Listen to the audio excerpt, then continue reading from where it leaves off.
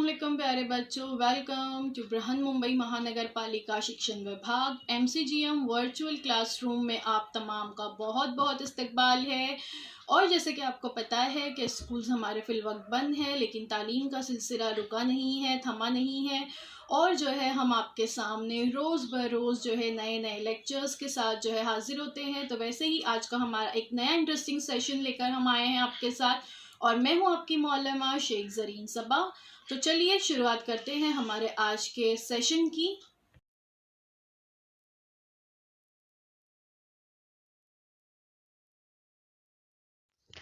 अस्सलाम वालेकुम प्यारे बच्चों, welcome to Zareen Saba virtual studio. हमारे इस यूट्यूब चैनल में आप तमाम का बहुत बहुत इस्तकबाल है। तो अब तक अगर आपने हमारे इस चैनल को सब्सक्राइब नहीं किया है तो प्लीज़ इसको सब्सक्राइब कर लीजिए। चलिए देखते हैं हमारा आज का वीडियो।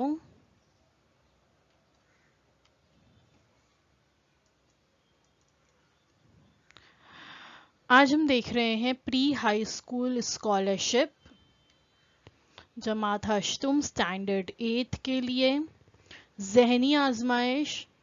ठीक है, IQ।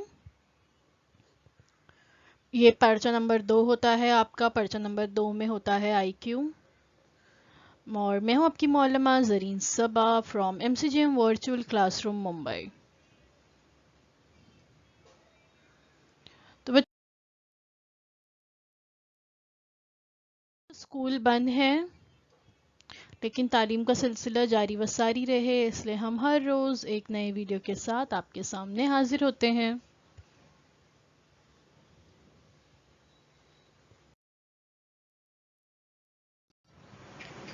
देखिए, जहनी आजमाइश का अगर आप सिलेबस देखते हैं स्टैंडर्ड 8 का, तो इसमें आपको बहुत सारे हिस्से मिलेंगे। सेक्शंस जो है अलग अलग बनाए गए हैं, जुज़ हैं, फिर उसके ज़िमनी जुज़ हैं, और हर एक को अलग अलग वेटेज दिया गया है। जैसे पहला जुज़ जो है वो है फ़हम व इदराक, जिसको 8% जो है दिया गया है। मतलब पूरा जो आपका ज़हनी आजमाइश का पर्चा होगा उसमें से 8% सवालात फ़हम व इदराक से पूछे जाएंगे। उसके बाद है जमात बंदी, बाहमी ताल्लुक, तरतीब, इशाराती ज़बान, और ऐसे टोटल 11 जुज़ जो है दिए गए हैं। तो हम एक एक के बारे में मालूमात हासिल करेंगे।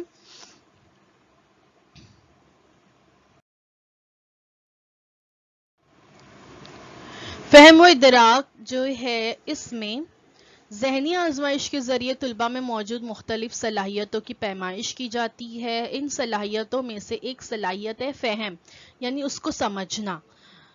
हम जो कुछ सुनते या पढ़ते हैं उसे ठीक तौर पर समझकर उस मालूमात से मुताल्लिक पूछे गए सवालात के अगर हम सही जवाब देते हैं, तभी हम कह सकते हैं कि हमें उस मालूमात का सही फ़हम हुआ, यानी हमें वो मालूमात सही तरह से समझ में आई। हिदायत पर अमलावरी और मवाद ज़बान ज़बानदानी, अंग्रेज़ी हुर्फ़-तेजी जैसे ज़िमनी मौज़ूआत जो है इस इकाई में यानी फ़हम व इदराक में शामिल किए गए हैं। तलबा की मालूमात का जायज़ा लेकर ज़रूरी उमूर से जो है उसे हमें मुंसलिक करना है, और इस तरह जहाँ भी ज़रूरी हो मुख्तलिफ उसूलों और ज़ाब्तों का इस्तेमाल करके फ़हम की जाँच करनी है।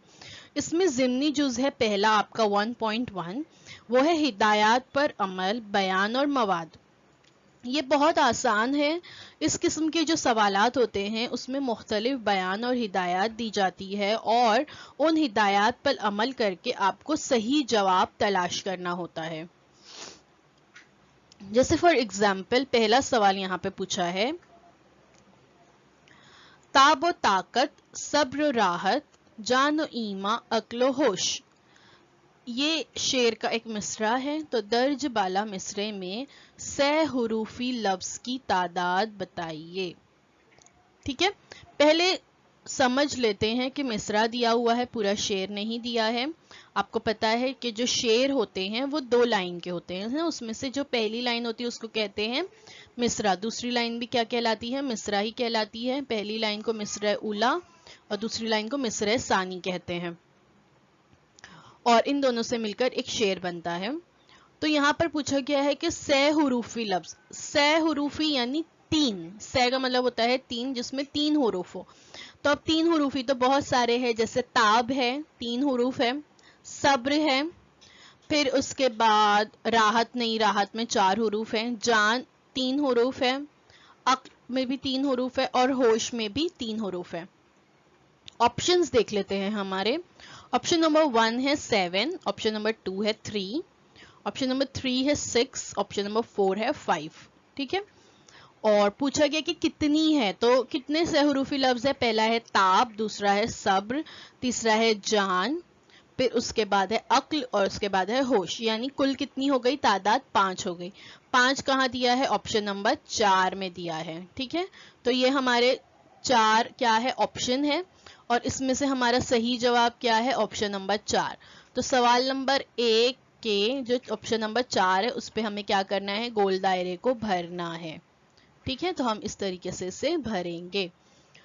आपको पता है ना कि आपकी आंसर शीट, क्योंकि आईटी में जो बच्चे हैं वो 5th में स्कॉलरशिप का इम्तिहान उमूमन देकर आते हैं, और आपको पता है कि स्कॉलरशिप के जो इम्तिहान होता है, सवालिया पर्चा अलग होता है, जवाबिया पर्चा एक छोटी सी शीट होती है जिसमें इस तरह से जैसे नीचे दिया हुआ है सवाल नंबर, और उसके आगे 1 2 3 4 करके गोल दायरे बने हुए होते हैं, और आपको सही जवाब, जो सही ऑप्शन है, उस सवाल नंबर के सामने के चारों दायरे जो हैं, पहला, दूसरा, तीसरा, चौथा, आपका सही ऑप्शन 4 है तो आप 4 नंबर के दायरे को मुकम्मल तौर से भरेंगे।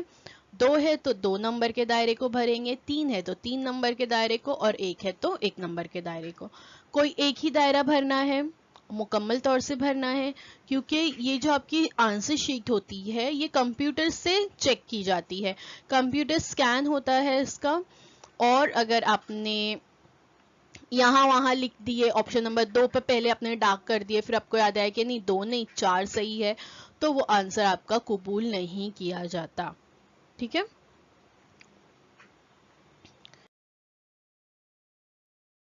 तो अगला सवाल है, महाराष्ट्र राज्य परीक्षा परिषद दर्ज बाला नाम में हुरूफ शीन किन मकामात पर आया है? नंबर बताइए।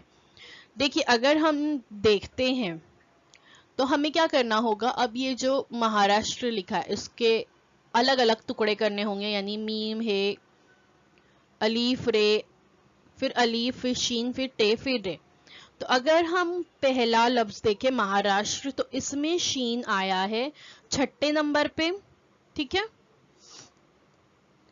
फिर उसके बाद राज्य परीक्षा, परीक्षा में भी फिर शीन आया है, तो ये आया है 18वें नंबर पे। फिर परिषद में भी शीन आया है, तो ये अगर हम गिनते हैं तो ये आता है 23वें नंबर पे। ठीक है, आप इसको अलग अलग करो और इसको गिनो, पहला मीम, फिर है 1 2 3 4 5, ये छठा एक शीन, ये पहला हुरूफ है, 2 3 4 5, ये छठा हो गया शीन एक, फिर उसके बाद 7 8 9 10 11 12 13 14 15 16 17 18, यहाँ पर 18वें मकाम पर आता है। 18 के बाद ये पे 19 20 21 22,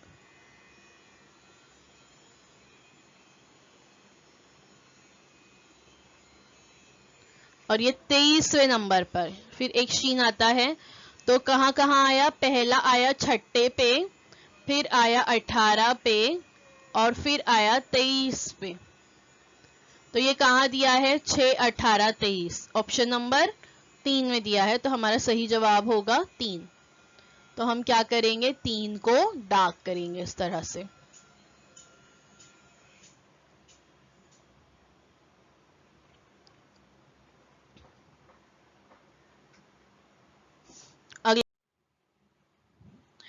तो हम देख रहे थे लास्ट वीडियो भी हमने आपका टॉपिक नंबर 1 फहम व इदराक में, आपका टॉपिक है आज 1.2। ठीक है, लास्ट वीडियो जो हमारा था उसमें हमने 1.1 देखे थे, इफ यू रिमेम्बर। 1.1 में जो है हमने देखे थे हिदायत पर अमल, और हर सवाल के शुरू में आपको याद होगा कि हमने क्या देखे कि कुछ हिदायत दी हुई होती है और उस पर अमल करके फिर जो है आपको सवालात के सही जवाब तलाश करने होते हैं। आज हम देख रहे हैं 1.2। 1.2 है ज़बानदानी, और इस किस्म के जो सवालात होते हैं इसको हल करते वक्त दिए हुए हुरूफ और हुरूफ से जो है लफ्ज़ बनाना, दिए हुए लफ्ज़ से मुख्तलिफ मानी के लफ्ज़ बनाने होते हैं।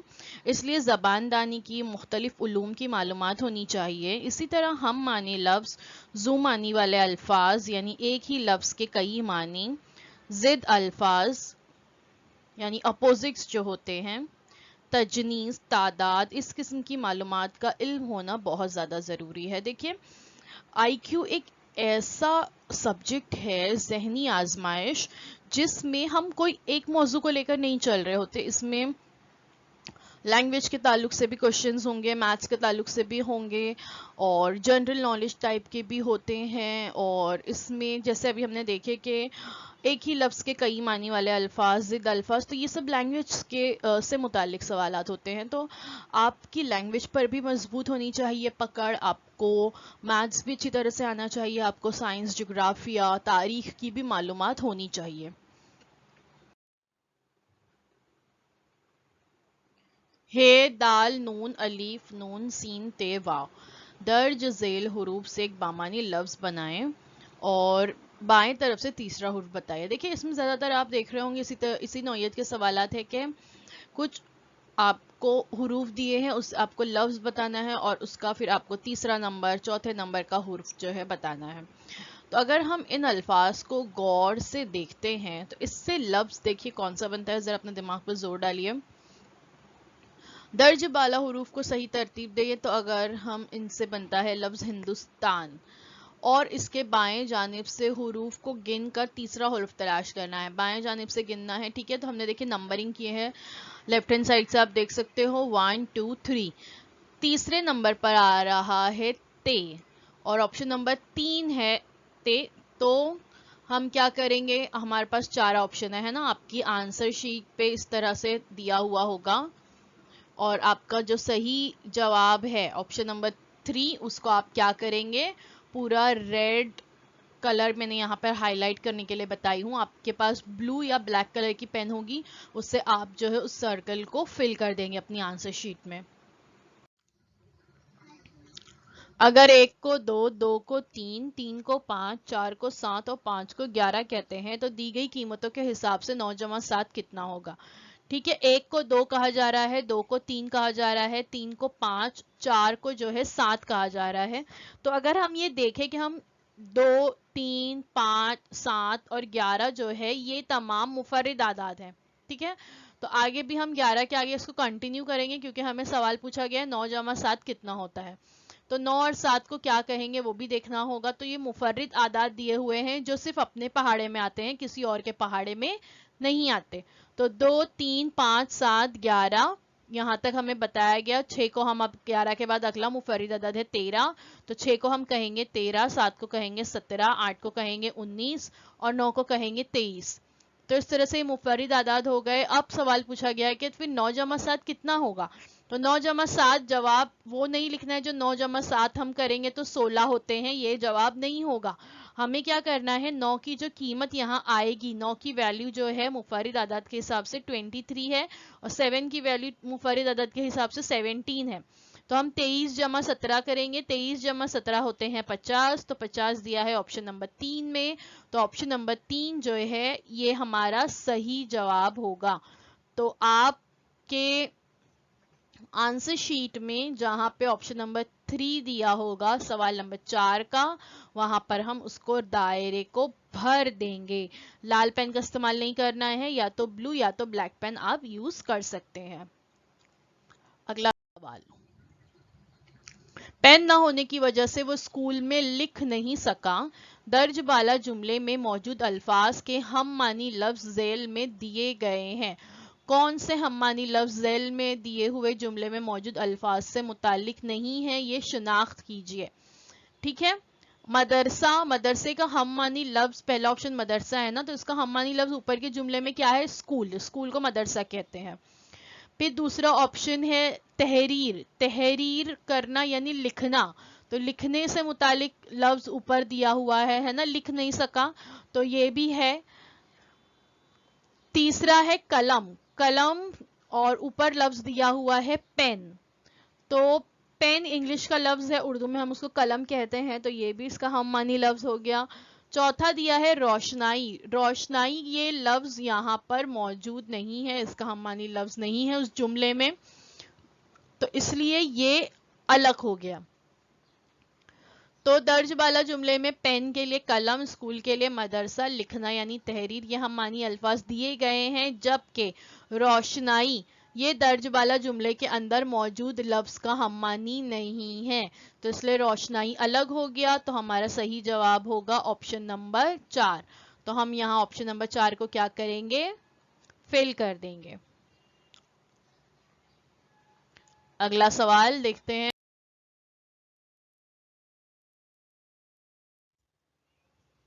तो हम देख रहे थे आपका पहला टॉपिक फहम व इदराक, जिसमें हम देख रहे हैं 1.3, 1.1, 1.2 के ताल्लुक से वीडियोस हमारे यूट्यूब चैनल पर अवेलेबल है, आप वहां पर उसको देख सकते हैं। तो हम देख रहे हैं अंग्रेजी हुरूफ तहजी, आज हम देखेंगे अंग्रेजी हुरूफ तहजी, ठीक है, इंग्लिश अल्फाबेट्स के बारे में।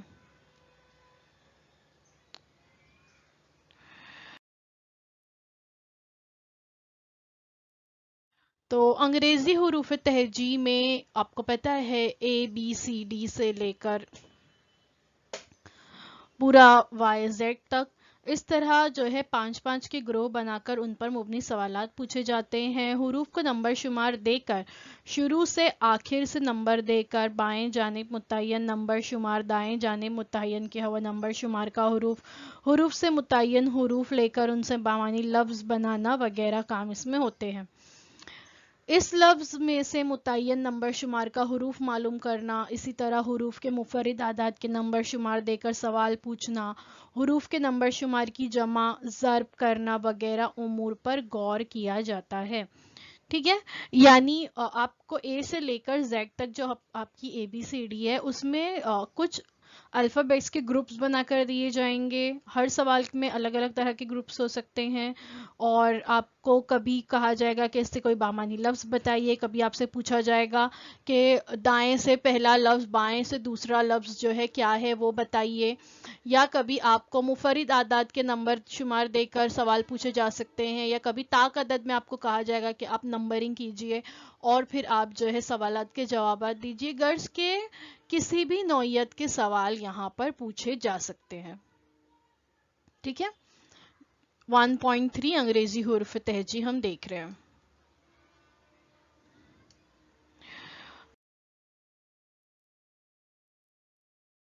तो चलिए इसका पहला सवाल देखते हैं। मिसाल नंबर 1 देखते हैं। हुरूफ तहजी ग्रुप बने हुए हैं, ठीक है, Y तक दिया हुआ है। इसमें दी हुई हुरूफ तहजी में दरमियान में आने वाला हुर्फ कि दोनों जानिब गैर मसावी फासले पर वाक़ हुर्फ की कौन सी जोड़ी है, ठीक है। क्या बताया गया कि ये जो हुरूफ तहजी है, देखिए ग्रुप बने हुए हैं, A से लेके E तक 5 का एक ग्रुप है, फिर F से J तक एक है, K से O तक एक है, P से T तक एक ग्रुप है और U से Y तक एक ग्रुप है। तो ऐसे 5-5 के ग्रुप बने हैं और पूछा गया है दी हुई हुर्फ तहजी में दरमियान में जो आने वाला हुर्फ है उसके दोनों जानिब गैर मसावी फासले पर वाक़े हुर्फ की कौन सी जोड़ी है। ऑप्शन दिए हुए हैं IQ, SF, FT और CW। तो वजाहत देखते हैं। हुर्फ तहजी में दरमियानी हुर्फ, पूरी अगर हम हुर्फ तहजी देखें तो इसमें दरमियानी हुरूफ M है, इसके दोनों जानिब चौथे नंबर पर, 7वें नंबर पर, 10वें नंबर पर बिल तरतीब IQ, FT, CW ग्रो है, लेकिन M के दाएं जानिब छठे नंबर पर S और बाएं जानिब 7वें नंबर पर F है, इसलिए ये जोड़ी गैर मसावी फासले पर है। यानी अगर हम बाकी जोड़ियों को देखते हैं, सवाल में क्या पूछा, गैर मसावी फासले पर वाक़ई जोड़ी हमें बतानी है।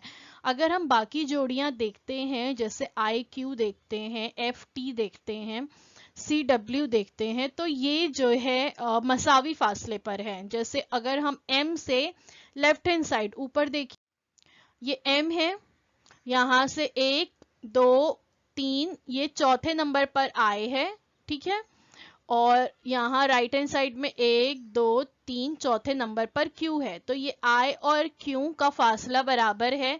वैसे ही F और S का फासला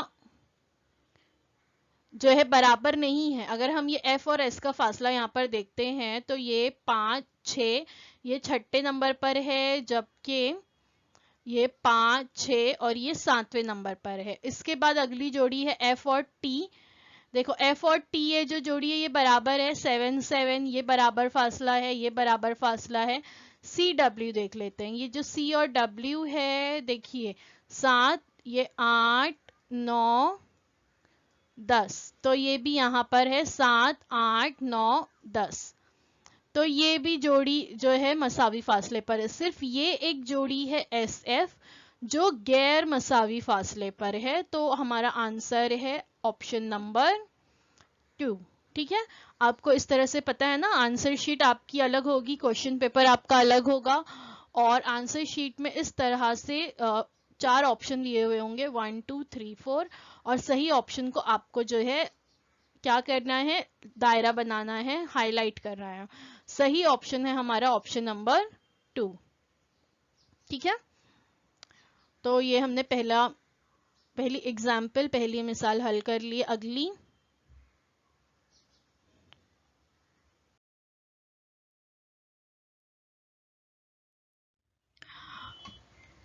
अगला सवाल देखते हैं। नेक्स्ट क्वेश्चन में पूछा गया है, दिए हुए हुर्फ तहजी में मुतबादिल से नंबर शुमार के हुर्फ लेकर बामानी लफ्ज बनाए तो कौन से मुतबादिल से बामानी लफ्ज नहीं बनेगा। ठीक है, यानी 4 ऑप्शन दिए हैं, 4 में से 3 से बामानी लफ्ज बनता है, 1 से बामानी लफ्ज नहीं बनता, और वो हमें ढूंढना है। ठीक है, तो देखिए यहाँ पर नंबर्स दिए हुए हैं ऑप्शन में 13 15 15 14 इस तरह से नंबर दिए हैं, और उनसे पूछा है कि बामानी लफ्ज कैसे बनेगा। तो हमें क्या करना है, हमारे पास हुरूफ तहजी है A से लेके Z तक, हम इसको नंबरिंग करेंगे। नंबर करने के बाद यानी A को 1 B को 2 C को 3 D को 4, इस तरह से हम पूरी नंबरिंग एंड तक करेंगे, और फिर हम देखेंगे कि हर नंबर जो ऑप्शन में नंबर्स दिए हुए हैं वो हर नंबर के नीचे अल्फाबेट जो है कौन सा है, फिर हम वो अल्फाबेट को पिक करेंगे और हम उससे एक लफ्ज बनाने की कोशिश करेंगे। तो चलिए देखते हैं।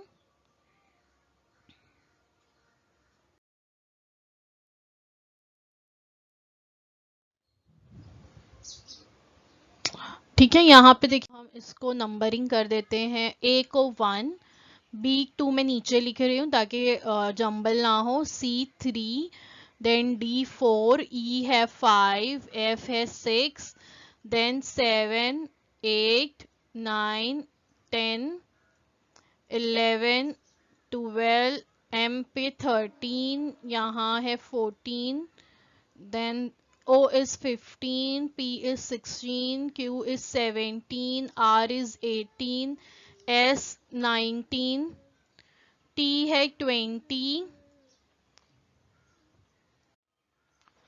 then U है 21, V है 22, W is 23, X is 24 and Y is 25।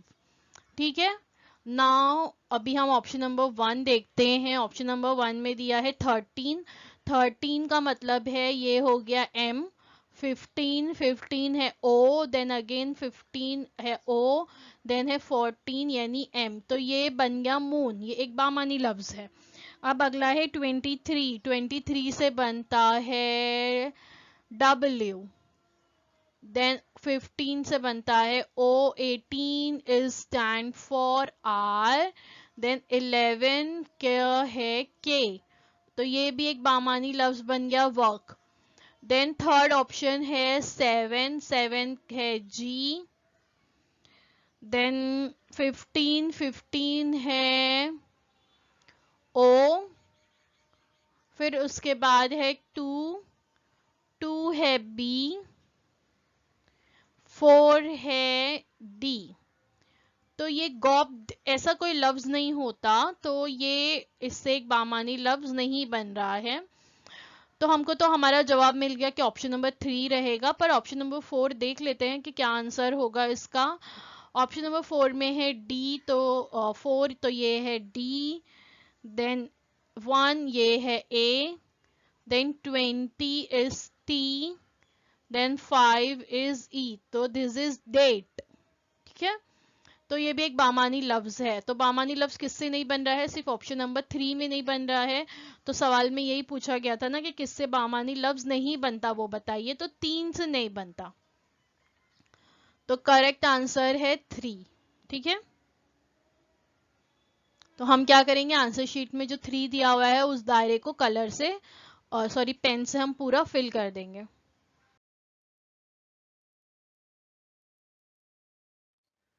अगला सवाल, मिसाल नंबर 3, दिए हुए हुर्फ तहजी में मुतबादिल में से कौन से हुर्फ का नंबर शुमार कामिल मुरब्बा अदद नहीं है? ठीक है, अब यहां पर दिया है PAHY। अभी हमको जो हमने अभी थोड़ी देर पहले नंबरिंग किए थे, वो आप एक बुक पर नंबरिंग लिख कर रख लीजिए। मैं आपको यहाँ पे डायरेक्टली बता रही हूँ कि Y पे नंबर आया था 25, H पर आया था 8, A पे आया था 1 और P पर आया था 16। ठीक है, तो जिसमें से 25 किसका मुरब्बा है? हमको मालूम है 25 मुरब्बा है 5 का, और 8 किसी का मुरब्बा नहीं है, 1 का तो 1 ही है। 4 किसका मुरब्बा है? 16 किसका मुरब्बा है? 4 का। 4 चौक 16 होते हैं, 5 पंजे 25 होते हैं, 1 1 का 1 होता है, लेकिन 8 किसी का भी मुरब्बा नहीं है। 8 किसी का मुरब्बा नहीं है, तो 8 कामिल मुरब्बा अदद नहीं है, इसलिए 8 जो है वो इस ग्रोह से गैर मुताल्लिक है। तो 8 किसके लिए है? H के लिए है। H कहाँ है? ऑप्शन नंबर 2 में दिया हुआ है, तो ऑप्शन नंबर 2 हमारा आंसर होगा। ठीक है, तो हम इसको फिल कर देंगे, ऑप्शन नंबर 2 इज राइट।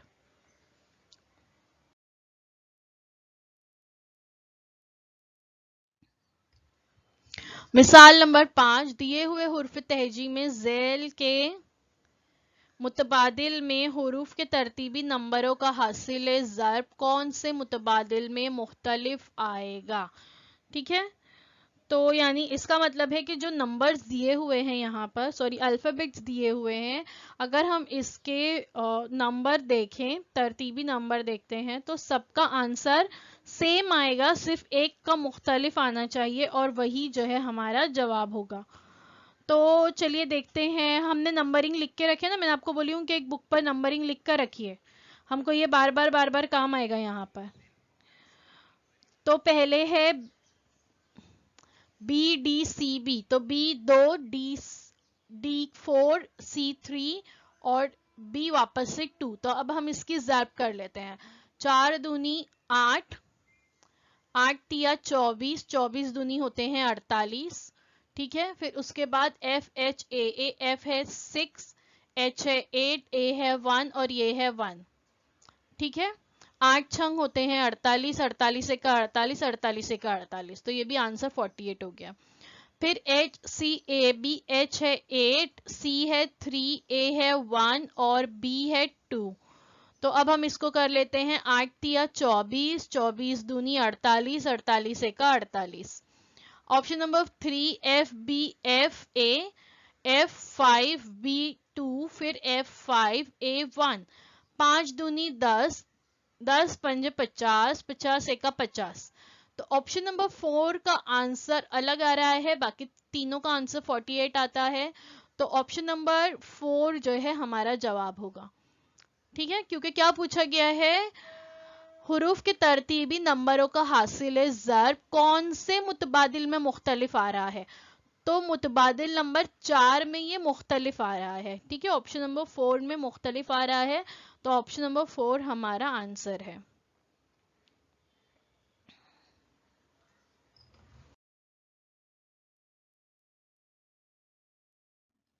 अगला सवाल, दिए हुए हुर्फ तहजी में से हर ग्रोह से पहला, तीसरा और पांचवा हुर्फ लेकर 15 हुर्फ वाला नया हुर्फ तहजी बनाए। तो हर उस नए हुर्फ तहजी में से आखिर से 90 हुरूफ के दाएं जानिब तीसरा हुर्फ कौन सा होगा। अब क्या करना है, हमारे पास तो ग्रुप बने हुए हैं ए से लेके वाई तक 5 ग्रुप से, ठीक है, लेकिन यहाँ पे बोल रहा है कि हर ग्रुप से पहला लेना है, तीसरा लेना है और पांचवा हुर्फ लेना है, और इस तरह से 15 हुर्फ वाला नया हुर्फ तहजी बनाएंगे हम, ठीक है।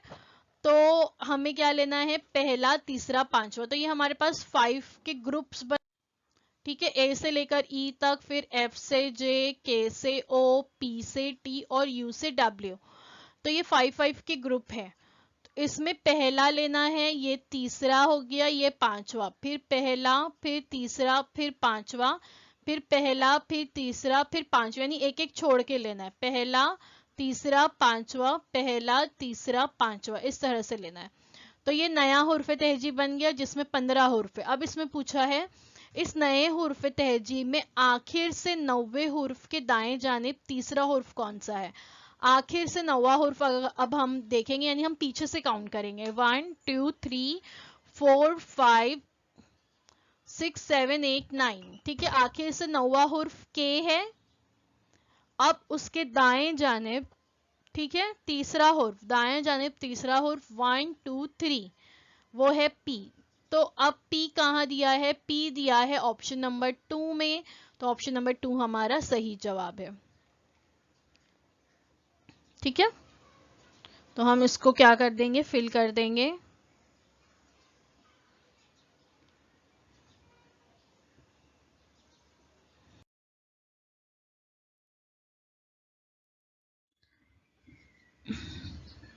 दिए हुए हुर्फ तहजी में हुर्फ इल्लत के नंबर शुमारों की जमा कितनी है। तो अब यहाँ पे सवाल उठता है कि हुर्फ इल्लत क्या होते हैं, तो इसको हम इंग्लिश में कहते हैं वाउल्स, ठीक है, आपको पता है ना, there are 5 vowels, A E I O U.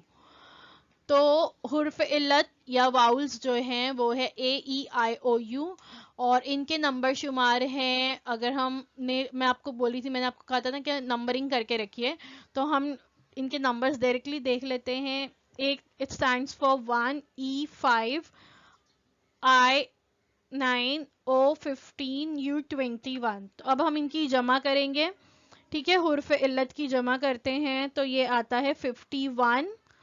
तो आंसर 51 दिया है ऑप्शन नंबर 4 में, तो ऑप्शन नंबर 4 जो है हमारा सही जवाब है।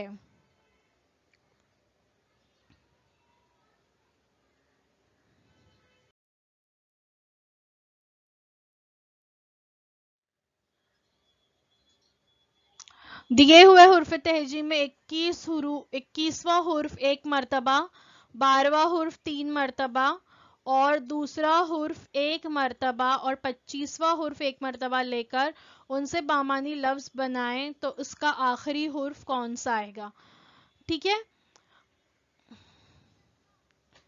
तो पहले हमको देखना पड़ेगा कि क्या लफ्ज बनता है। 21वां हुर्फ यू, 12वां हुर्फ 3 मर्तबा यानी एल 3 दफा रहेगा,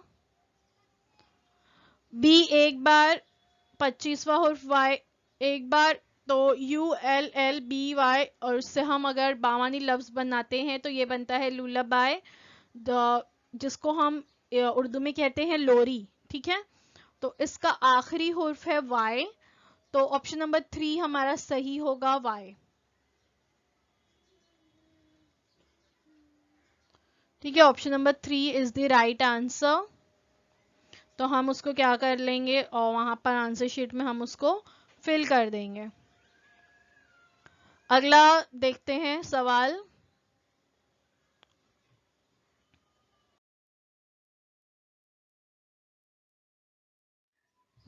मिसाल नंबर 11, दिए हुए हुर्फ तहजी के हर हुर्फ को उनके नंबर शुमार के दुगना कीमत दे तो पोर के हुर्फ की कीमतों की जमा कितनी आएगी, ठीक है। सेम नौयत का सवाल है, हम अब तक नंबरिंग्स देख रहे थे, अब नंबर को दुगना करना है, यानी जितना भी नंबर वहां पे दिया है हम उसको डबल करेंगे और फिर उसकी जमा करेंगे। जैसे हमने लास्ट जो हुर्फ इल्लत वाउल्स वाला क्वेश्चन था, है ना, हमने वहां पे खाली प्लस किए थे, अब यहाँ पे दुगना करके प्लस करना है। तो पोर के अगर नंबर शुमार देखें हम, तो ये बिलतरतीब होते हैं 16, 15, 21 और 18, ठीक है। तो एक्चुअली ना आपको ये याद हो जाना चाहिए कि ए से लेके वाई तक अगर पहले नंबर पर ए है तो 1 और बी को 2, ये नंबरिंग आपको यहाँ होनी चाहिए। अगर आपसे कोई पूछता है कि पी कौन से नंबर पर आता है तो आपको पता होना चाहिए कि ये 16 पर आता है, वाई 25 पर आता है। तो ये आपको याद हो जाना चाहिए क्योंकि इस नौइयत के सवाल आगे भी आएंगे। तो P32 अगर हम इसका दुगना करते हैं तो 16 का डबल होता है, 16 दूनी 32, 15 दूनी 30, 21 दूनी 42, 18 दूनी 36। हम इन सब की करेंगे जमा, तो इसके दुगना की जमा होती है 140।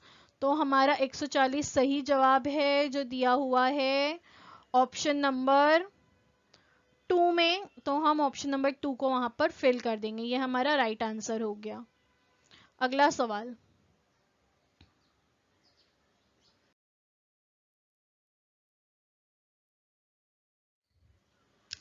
दिए हुए हुर्फ तहजी के तमाम हुरूफ को माकूस तरतीब से लिखे तो नया हुर्फ तहजी बनता है।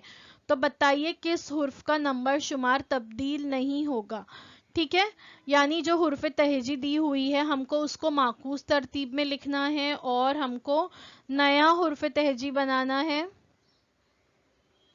माकूस लिखना है मतलब उल्टा लिखना है। ठीक है, यानी ABCD हम ऐसे लिखते हैं YZ एंड में, तो अब हम उल्टा लिखेंगे। कहां तक लिखेंगे?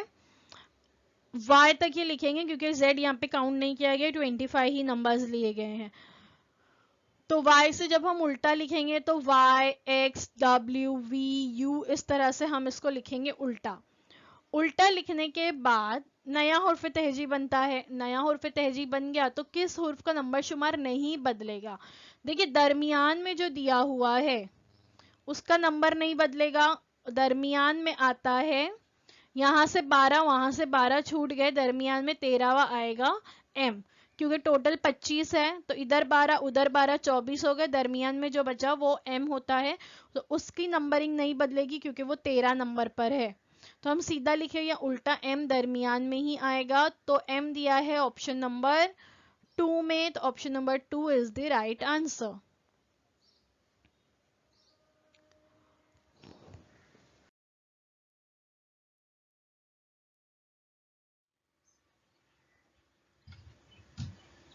तो बच्चों thank you so much for watching. आज के लिए बस इतना ही। उम्मीद है जो कुछ आज आपको बताया गया वो आपको अच्छी तरह से समझ में आया होगा।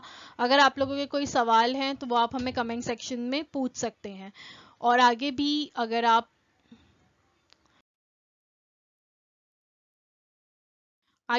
चाहते हैं कि आपको इस तरह के वीडियोस मिलते रहें तो इसलिए हमारे चैनल को लाइक कीजिए, हमारी इस वीडियो को लाइक कीजिए, इस चैनल को सब्सक्राइब कीजिए और जो है बेल आइकन पे क्लिक करना ना भूलें ताकि आगे आने वाले तमाम नए वीडियोस की नोटिफिकेशंस आपको मिलती रहें। और हाँ, इसको अपने दोस्तों के साथ शेयर करना ना भूलें। तो आज के लिए बस इतना ही। नेक्स्ट वीडियो में हम एक नए टॉपिक के साथ मिलेंगे। अल्लाह हाफिज।